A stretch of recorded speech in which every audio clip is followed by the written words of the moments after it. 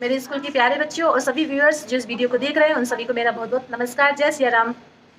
तो बच्चों, आज आपको एक नई कहानी लेके आए हैं और उसे सुना। उस कहानी को सुनने के बाद आपके जीवन में बहुत बड़ा परिवर्तन आएगा।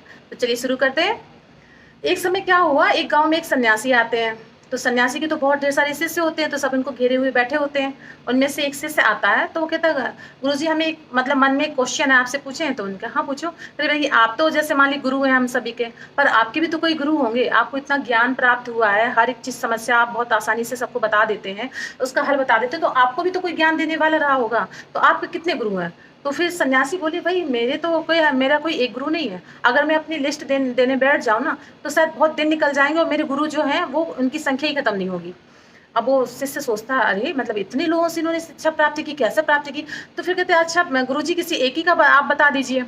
तो वो कहते हैं, अच्छा तुम इतनी जिद कर रहे हो, तो चलो एक के बारे में हम बता देते हैं। हुआ क्या कि एक बार जैसे भिक्षा इच्छा लेने सन्यासियों तो काम होता ना, एक गांव से दूसरे गांव जाना, भ्रमण करना, और फिर वहां से भिक्षा से में जो कुछ भी मिलता है तो उससे अपना जीवन यापन करते हैं और ध्यान लगाते हैं, और बस इनका ये रहता है।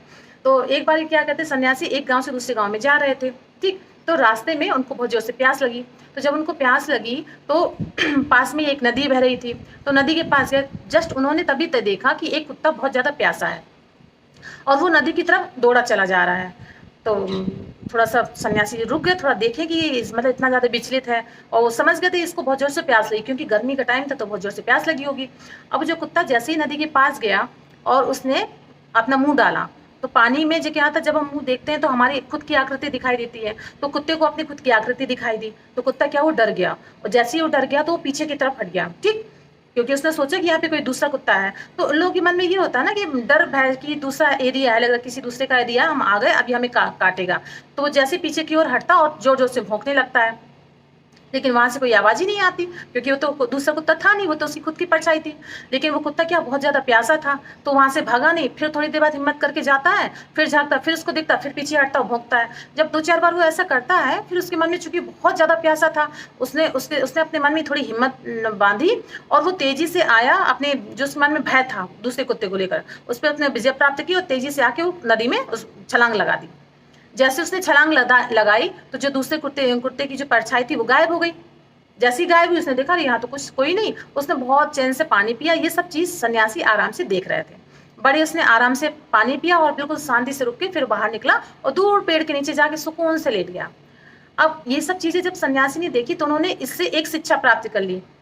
शिक्षा ये थी कि इसी तरह मनुष्य की लाइफ में होता है। ठीक, अगर उसे किसी चीज को पाने की इच्छा है, उसके अंदर बस इच्छा होनी चाहिए, इच्छा है, और फिर कितने भी तरह के भय हो, कितने भी तरह का डर हो, वो फिर इतना महत्वपूर्ण नहीं होता। वो फिर क्या, अगर उस भय और डर पर अपनी वो पकड़ बना लेता है, उसको वो हरा देता है, तो फिर सामने क्या है, किसी भी तरह की कोई समस्या नहीं रहती है।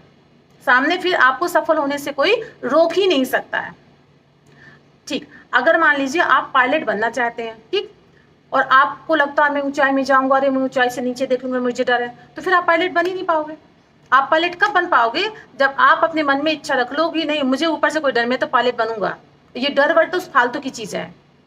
अगर आप चाहते हो कि मैं अच्छे से इंग्लिश बोलना सीख जाऊं, लेकिन आपको डर लगता है कि अगर मैं किसी के सामने इंग्लिश बोलना शुरू किया और मुझसे कुछ गलती हो गई तो लोग मेरा मजाक बनाएंगे, नहीं, तो फिर उस चीज से आप कभी सीख ही नहीं पाओगे।